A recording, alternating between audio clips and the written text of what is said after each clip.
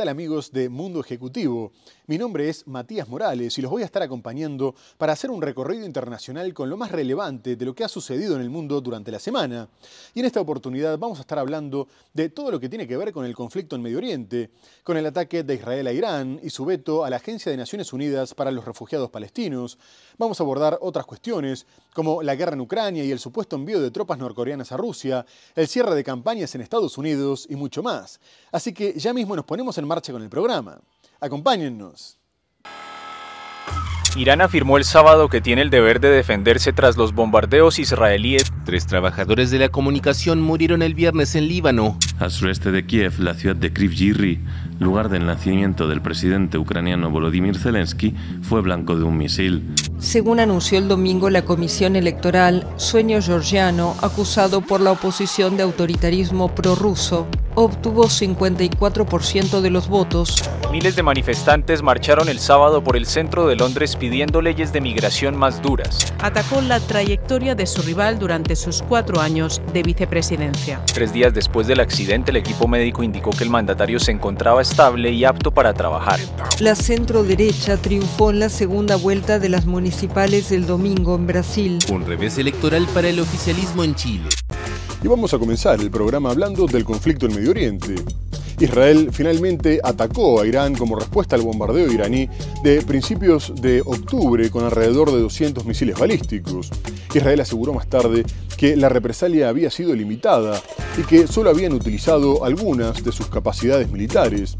Pero el ataque dejó por lo menos 4 militares muertos y amenaza con escalar el conflicto en la región, ya que si bien algunos en Teherán minimizaron las consecuencias, afirmando que la agresión había causado daños limitados, dejando abierta la posibilidad de dar por terminado el intercambio para centrarse en un alto al fuego en Gaza y el Líbano, el vocero de Exteriores, Ismail Bajai, dijo que utilizarían todos los medios disponibles para responder con firmeza a la agresión sionista. Y la Guardia Revolucionaria se pronunció en el mismo sentido, advirtiendo que Israel enfrentaría consecuencias inimaginables. No obstante, el líder supremo, el ayatolá Ali Jamenei, dejó entrever que la respuesta sería mesurada. En algún momento Israel había evaluado atacar la industria de petróleo o las plantas nucleares, pero tras la presión de Estados Unidos decidió apuntar solo contra infraestructura militar. Y Netanyahu dijo después que habían afectado las capacidades defensivas de Teherán, así como los centros de producción y lanzamiento de misiles. Poco después, Estados Unidos dijo que Irán debería poner fin al ciclo de violencia, la misma postura que Francia, Alemania y el Reino Unido, mientras que Arabia Saudita y Qatar denunciaron la violación de la soberanía iraní. Irak advirtió sobre las peligrosas consecuencias del silencio internacional ante la brutalidad de Israel y Turquía pidió una reacción mundial. Irán afirmó el sábado que tiene el deber de defenderse tras los bombardeos israelíes lanzados la madrugada contra instalaciones militares en Teherán. El ejército israelí llevó a cabo ataques de precisión contra instalaciones de fabricación y lanzamiento de misiles en la capital iraní, en respuesta al ataque de la República Islámica del 1 de octubre contra territorio israelí. Las fuerzas de defensa aérea de Irán reconocieron ataques contra bases militares en las provincias de Teherán, Juzestán e Ilam, pero que causaron daños limitados en sus sistemas de radar, mientras que el ejército iraní anunció la muerte de 4 militares, sin precisar dónde. No hay límites a nuestra determinación de defendernos. Lo demostramos tanto en la guerra de 8 años contra el régimen de Saddam como al enfrentarnos a la hostilidad estadounidense y a la sanción de Estados Unidos en los últimos años. We conducted targeted and precise strikes. Un portavoz militar del ejército israelí advirtió el sábado que si Teherán empezaba una nueva ronda de escalada, se verán obligados a responder y le harán pagar un alto precio. El movimiento islamista libanés Hezbollah calificó el ataque de peligrosa escalada en la región y afirmó que Estados Unidos tiene toda la responsabilidad. El país norteamericano, principal apoyo diplomático y militar de Israel, indicó que fue informado previamente del ataque y la Casa Blanca lo consideró como una acción de autodefensa de Israel. Los bombardeos suscitaron condenas de varios países de la región como Irak, Siria, Kuwait, Bahrein, Pakistán, Afganistán y Turquía, y de Venezuela en Sudamérica. mientras que del lado occidental hubo un llamado de la Unión Europea, Francia, España y Brasil a la moderación de ambas partes. A su vez, Estados Unidos aseguró que no había tomado parte de la agresión israelí, pero el ataque se llevó a cabo desde el espacio aéreo de Irak, controlado por Washington, por lo que Bagdad denunció que se había violado su soberanía y presentó una protesta formal ante Naciones Unidas apuntando a la complicidad de Estados Unidos. Además, informó que los aviones israelíes también habían utilizado como corredor el espacio aéreo de Jordania y Arabia Saudita. Pero Israel continuó generando una fuerte condena con el bombardeo contra las casas donde se alojaban varios periodistas en el sureste del Líbano, matando a 3 de ellos e hiriendo a otros 3. Poco más tarde, el Comité para la Protección de los Periodistas comunicó que estaba consternado por el asesinato deliberado en una zona donde se sabe que es utilizada por los medios de comunicación y que incluso estaba identificada con carteles de prensa en los autos estacionados en el lugar. Asimismo, los periodistas presentes habían avisado de su presencia tanto a Naciones Unidas como a Israel y a Hezbolá. No es la primera vez que Israel es acusado de apuntar deliberadamente contra periodistas en un intento de crear un vacío informativo para tapar sus crímenes, pero posteriormente se defendió afirmando que había atacado infraestructura militar de Hezbolá, aunque dijo que lo iba a investigar, ya que además se supo que ni siquiera había emitido una advertencia antes del ataque para la evacuación de civiles. Por su parte, el sindicato de editores de prensa libaneses condenó la horrible masacre y el Líbano denunció que había sido un crimen de guerra. 3 trabajadores de la comunicación murieron el viernes en Líbano en un bombardeo israelí. La cadena proiraní Al Mayadin anunció que un camarógrafo y un ingeniero de radiodifusión fueron alcanzados por el ataque, que destruyó una residencia de periodistas en el sur del país. Por su parte, la cadena de Hezbolá Al-Manar declaró que uno de sus videoreporteros también se encontraba entre las víctimas.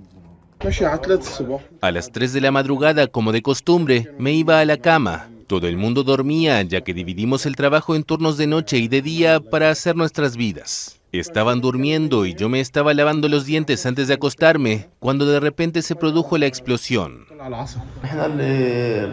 Lo que nos salvó fue la presencia de coches entre las viviendas. La residencia alcanzada estaba justo al lado de la nuestra, con una distancia de 4 metros entre ellas. El espacio entre ambos se utilizaba como estacionamiento para 2 coches. El ataque se produjo durante la noche en Hasbaya, una localidad que hasta ahora prácticamente no se había visto alcanzada por los bombardeos. Según medios locales, el mes pasado varios periodistas se trasladaron a ese municipio. Tanto el primer ministro libanés como su ministro de Información denunciaron un bombardeo deliberado, que calificaron de crimen de guerra. El ejército israelí no emitió ninguna advertencia antes del ataque. Sus portavoces han alegado que el bombardeo pretendía atacar la infraestructura militar de Hezbolá. Poco después aseguraron que esta operación se encuentra bajo una investigación en curso. El crimen de Israel contra los periodistas también fue condenado por Irán, Venezuela o el alto representante de la Unión Europea para la Política Exterior, Josep Borrell. Pero se cree que Israel va a continuar con los ataques a la prensa, dado que acusó a 6 periodistas de la cadena Al Jazeera que se encuentran en Gaza de estar afiliados a Hamás, lo que las organizaciones por los derechos de los periodistas denuncian como un intento de justificar su futuro asesinato. Desde octubre del 2023, más de 140 trabajadores de prensa murieron en las zonas de combate, la mayoría a manos de Israel. Pero Israel continúa bombardeando masivamente tanto la Franja de Gaza como el Líbano. En el centro del enclave palestino volvió a apuntar contra un colegio, donde se refugiaban cientos de desplazados, matando por lo menos 17 personas, entre las que se cuentan 13 niños y 3 mujeres, mientras que también se reportaron 42 heridos. Israel ya bombardeó el 80% de las escuelas de Gaza, mientras sigue asegurando que no apunta contra civiles. Y al mismo tiempo continúa con su ofensiva terrestre al norte, obligando a la evacuación total, en lo que se cree que es un paso previo a su establecimiento permanente, y dejando fuera de servicio el último hospital que quedaba en la zona. Asimismo, Israel también bombardeó el sur del Líbano y varias zonas de Beirut, mientras que pidió evacuar otras 14 localidades. De cualquier forma, consideró como un paso positivo la reanudación de las negociaciones en Doha, para un alto al fuego entre Israel y Hamás y la liberación de los rehenes. Un alto cargo de la organización islamista dijo que estaban abiertos a un acuerdo, pero rechazó la oferta israelí que proponía un paso seguro fuera de Gaza a cambio de la liberación de los rehenes. Un ataque israelí contra una escuela mata al menos a 17 personas en el centro de Gaza. El bombardeo contra una escuela donde se refugiaban personas desplazadas dejó un balance de al menos 17 víctimas mortales, casi todas ellas mujeres y niños, según explicaron médicos palestinos. Entre las víctimas había 13 niños y 3 mujeres, según muestran los registros del hospital. El ejército israelí dijo que tenía como objetivo a militantes de Hamás dentro de la escuela. Israel ha llevado a cabo ataques sistemáticos contra escuelas convertidas en refugios en los últimos meses, diciendo que apunta precisamente a militantes que se esconden entre los civiles. Más del 80% de las escuelas de Gaza han sido bombardeadas. No hay tregua al sufrimiento en Gaza. Las bombas de Israel han destrozado este edificio de viviendas, sepultando a muchos residentes bajo los escombros. Sus vecinos se afanan en sacarlos como pueden, sin apenas medios. Desde hace 3 semanas, el ejército israelí castiga con dureza el norte de la franja y van más de 800 muertos. Su objetivo, dicen, evitar que los terroristas de Hamás se reorganicen. Palestinos atrapados en la zona protestan por la hambruna y la destrucción del último hospital que les quedaba. Israel también continúa atacando el Líbano, con nuevos bombardeos en Beirut y el sur del país. 4 soldados israelíes han muerto en la incursión por tierra de su ejército. Pide evacuar otras 14 localidades libanesas para avanzar en su guerra contra Hezbollah. Tras casi 3 meses interrumpidas, hoy se reanudan en Qatar negociaciones con mediación de Egipto y Estados Unidos. Buscan un alto el fuego en Gaza y liberar al centenar de rehenes aún en manos de Hamás. Mientras tanto, Israel asediaba los 3 principales hospitales del norte de Gaza, impidiendo que los heridos fueran atendidos y bombardeando un edificio residencial en Beit Lahilla, matando por lo menos 93 personas, entre las que se encontraban 25 niños. Todas acciones que complican las negociaciones. Pero Israel sigue acumulando polémicas y condenas internacionales, ya que su parlamento finalmente aprobó el veto a la Agencia de Naciones Unidas para los Refugiados Palestinos, que ahora tendrá prohibido operar en su territorio. Uno de los impulsores de la ley, Julie Edelstein, justificó la decisión asegurando que no podían tolerar la relación entre los terroristas de Hamás y la UNRWA, una afirmación que se hizo después de que se denunciara que algunos miembros de la organización habían participado del ataque del 7 de octubre, tras lo cual varios países retiraron el financiamiento. No obstante, Naciones Unidas llevó a cabo una investigación y despidió a los sospechosos, tras lo cual, salvo Estados Unidos, se retomó el financiamiento. Pero la medida generó un rechazo generalizado. El jefe de la agencia, Philippe Lazzarini, dijo que era un castigo colectivo porque estaba dirigido contra los palestinos en general, dado que, entre otras cosas, se encargaban de la distribución de alimentos, la salud y la educación, en un intento, además, de alejar a los jóvenes del extremismo. Asimismo, España, Eslovenia, Irlanda y Noruega publicaron un comunicado en el que advertían que la agencia era esencial e irreemplazable para millones de palestinos. Y aliados de Israel, como Alemania, el Reino Unido y Estados Unidos, también emitieron una fuerte condena, destacando que incluso niños y bebés no tendrían comida ni medicamentos. El Parlamento de Israel aprobó el lunes un proyecto de ley que prohíbe a la Agencia de las Naciones Unidas para los Refugiados Palestinos, UNRWA, trabajar en su territorio. El plan fue aprobado con 92 votos a favor y 10 en contra, en el marco de años de críticas israelíes a la UNRWA, que aumentaron desde el inicio de la guerra en Gaza hace un año. Estoy profundamente decepcionado por la presión de algunos países que intentan bloquear esta legislación. En lugar de estar con Israel contra el terror, están defendiendo a una organización que nos pone en peligro a todos. El jefe de la UNRWA, Philippe Lazzarini, condenó en la red social X la medida, que crea un peligroso precedente, y la denunció como el último episodio de una campaña en curso para desacreditar a la agencia de la ONU, estimando que esta prohibición agravará el sufrimiento de los palestinos. El movimiento islamista palestino Hamás denunció el voto del Parlamento israelí como parte de la agresión y la guerra sionista contra los palestinos. Antes de la votación, Estados Unidos mostró su profunda preocupación por el texto. La UNRWA desempeña un papel importante que nadie más sobre el terreno puede desempeñar ahora mismo, y si la UNRWA desaparece, se verá como los civiles, incluidos los niños, incluidos los bebés, no podrán tener acceso a alimentos y agua y a medicamentos que necesitan para vivir, y eso nos parece francamente inaceptable. La UNRWA, creada por la Asamblea General de la ONU en 1949, gestiona principalmente centros de salud y escuelas en Gaza y en Cisjordania, y es considerada como la columna vertebral de la ayuda internacional en Gaza. Y ahora quisiera dejar de lado el conflicto en Medio Oriente para hablar de la guerra en Ucrania. Las tropas ucranianas continúan intentando cumplir con el pedido del presidente Volodymyr Zelensky de llevar la guerra a territorio ruso. Y hubo una incursión de mercenarios de Estados Unidos y Canadá que lograron penetrar la frontera en la región de Briansk, aunque la misión de reconocimiento fracasó y la mayoría fueron eliminados. Y los cuerpos que mostraron más tarde generaron polémica, dado que por lo menos uno de ellos tenía un tatuaje de una de las fuerzas especiales de Estados Unidos. A su vez, en la región de Kursk, los ucranianos dedican todos sus esfuerzos a romper 2 cercos en los que quedaron atrapadas miles de tropas, algo que reveló el presidente ruso Vladimir Putin durante la cumbre de los BRICS. Asimismo, Ucrania llevó a cabo una gran contraofensiva en Toretsk, una ciudad importante de Donetsk.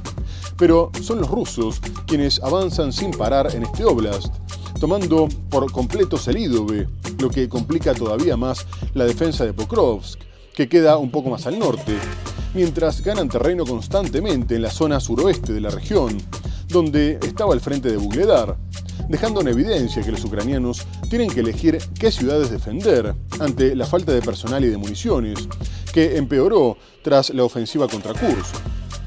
Incluso un general ucraniano confirmó que la defensa se había desmoronado por la escasez de soldados, la consecuente falta de rotación y un evidente desequilibrio en los frentes, en referencia a Kursk, ya que sigue sin entenderse su objetivo. Y mientras tanto, continúan los bombardeos, Ucrania apuntando contra Lugansk y Rusia sobre todo contra Kiev. 2 emboscadas organizadas por un pelotón de infantería de marina rusa en la provincia de Kursk pararon y derrotaron una columna de blindados de las Fuerzas Armadas de Ucrania que contaba con unas 20 unidades de material bélico. El jefe militar añadió que la tripulación de un cazabombardero Soyuz Su-34 de la Fuerza Aérea de Rusia destruyó un bastión de las Fuerzas Armadas de Ucrania y eliminó a su personal en un distrito limítrofe de Kursk. El ejército ruso intensifica sus ataques y prosigue su avance. En octubre, nunca había avanzado tanto en un solo mes desde el comienzo de la guerra. Rusia bombardea Kiev con drones por segunda noche consecutiva y Ucrania contraataca. Las defensas aéreas de Ucrania interceptaron un total de 41 de los 80 drones rusos lanzados anoche, 10 de los cuales fueron derribados cerca de la capital del país, Kiev.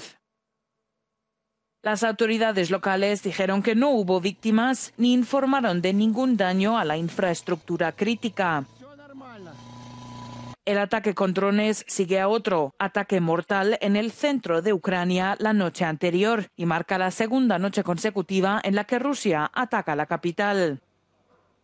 El presidente de Ucrania, Volodymyr Zelensky, asegura que solo esta semana Rusia ha lanzado más de 1.100 bombas aéreas, 560 drones y 20 misiles. Mientras tanto, el Ministerio de Defensa ruso afirma que el ejército ha derribado 51 drones ucranianos durante la noche. Pero lo que podría escalar el conflicto todavía más es el envío de tropas norcoreanas a Rusia. Tras la denuncia de Corea del Sur y Ucrania, los países de la OTAN aseguran que se confirmó el traslado de norcoreanos, aunque las cifras varían entre 1.500 y algo más de 10.000. Además, también se desconoce cuáles son las intenciones, si se limitan a realizar ejercicios entre aliados para prepararse ante la posibilidad de un enfrentamiento directo con la OTAN o van a entrar en combate, que es lo que se asegura que va a terminar pasando. Probablemente dentro de las fronteras rusas para terminar de repeler la ofensiva ucraniana. De cualquier manera, el nuevo secretario general de la OTAN, Mark Rutte, consideró que la presencia de norcoreanos en Rusia era una amenaza para la seguridad del Indo-Pacífico y Europa, una violación de las resoluciones del Consejo de Seguridad de Naciones Unidas y una peligrosa expansión de su guerra ilegal. A pesar de que si permanecieran en Kursk, estarían defendiendo el territorio ruso de una invasión extranjera. Además, los aliados consideran que sería un signo de desesperación de Putin, mientras los rusos destacan que Estados Unidos también utilizaba sus alianzas para arrastrar a sus guerras al Reino Unido y otros países de la OTAN. Por lo pronto, Putin no despejó las sospechas y dijo que el artículo de defensa mutua con Corea del Norte estaba en vigor y que verían cómo aplicarlo. A su vez agregó que Pyongyang se tomaba muy en serio la alianza. Por su parte, Estados Unidos dijo que si Corea del Norte se unía a la guerra, ya no impondría límites al uso de sus armas, y Corea del Sur evalúa enviar armas a Ucrania, mientras Zelensky cree que la OTAN tendría que intervenir directamente, lo que derivaría en la Tercera Guerra Mundial. Lo que podía ser ficción, al parecer es realidad y según Kiev es inminente. El mundo puede ver claramente las verdaderas intenciones de Rusia, continuar la guerra. Por eso es esencial una respuesta firme y con principios de los líderes mundiales. La participación real de Corea del Norte en el combate no debe ser recibida con indiferencia o comentarios inciertos, sino con una presión tangible sobre Moscú y Pyongyang, para que respeten la Carta de las Naciones Unidas y los hagan responsables de esta escalada. Ucrania ya había advertido anteriormente del paso que daba Putin en el conflicto y el presidente ruso no se esconde de ello. El artículo 4 está en vigor. El cómo lo aplicamos es todavía una incógnita. Estamos en contacto con nuestros amigos norcoreanos y decidiremos en función. Corea del Norte opina lo mismo, pero quiero resaltar que es nuestra decisión soberana si aplicamos algo o no, dónde, cómo y si lo necesitamos. O tal vez solo realizamos algún tipo de simulacros, entrenamiento militar, intercambio de experiencias. Es asunto nuestro.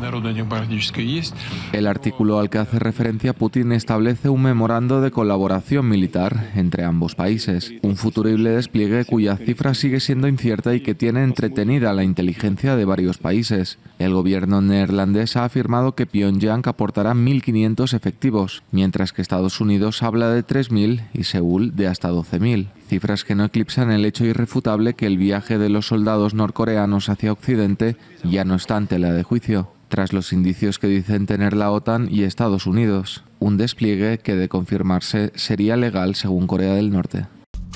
En su denominado Plan de la Victoria, el mandatario ucraniano Volodymyr Zelensky pedía además que se impulsaran nuevas sanciones contra Rusia, a pesar de que claramente no tuvieron el efecto deseado por Occidente.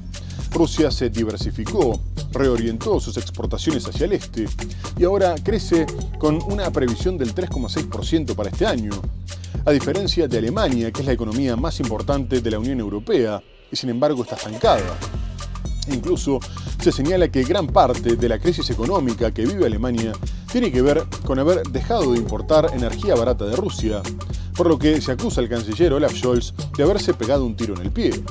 Pero Rusia también está luchando contra una inflación bastante alta, que en septiembre fue de más del 8%, el doble de la meta oficial, que se explica por el aumento del gasto público como consecuencia de la guerra, ya que el presupuesto federal creció casi un 50% desde el 2021, y el Banco Central anunció que aumentaría la tasa de interés al 21%, su nivel más alto desde el 2003, para contener la subida de precios.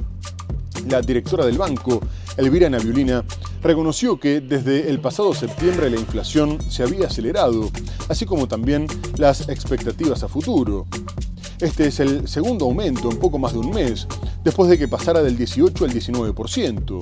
Este pico de inflación no se veía desde abril del 2022, cuando el banco tuvo que reaccionar rápido tras las sanciones de Occidente, lo que junto a la situación actual confirma que por más esfuerzos de Zelensky de llevar la guerra a territorio ruso y atacar con drones zonas del interior, los rusos sienten la guerra a través de la inflación. El Banco Central de Rusia subirá su tasa de interés de referencia al nivel más alto en más de 20 años.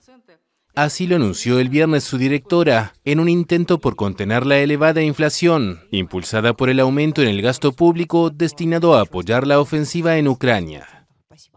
Hoy hemos decidido aumentar el tipo de interés oficial hasta el 21% anual. Desde septiembre, el crecimiento de los precios se ha acelerado y las expectativas de inflación también han aumentado. Los préstamos han seguido creciendo rápidamente. Según la agencia de estadísticas Rostat, la inflación alcanzó en septiembre un 8,63%, muy por encima de la meta oficial del 4%, ahora aplazada al menos hasta 2026. Para contener este aumento, el banco ya había elevado su tasa en septiembre del 18 al 19%. Desde 2021, el presupuesto federal de Rusia creció casi 50%, con miles de millones de dólares destinados al ejército, los soldados y sus familias, así como a las empresas de armamento. Esto permite a la economía resistir las sanciones occidentales, pero también contribuye a la inflación en los productos de consumo diario. Los legisladores votaron el jueves a favor de aumentar el gasto militar en casi un 30% en 2025, hasta unos 145.000 millones de dólares. El gasto en defensa y seguridad representará el 40% del presupuesto total del país.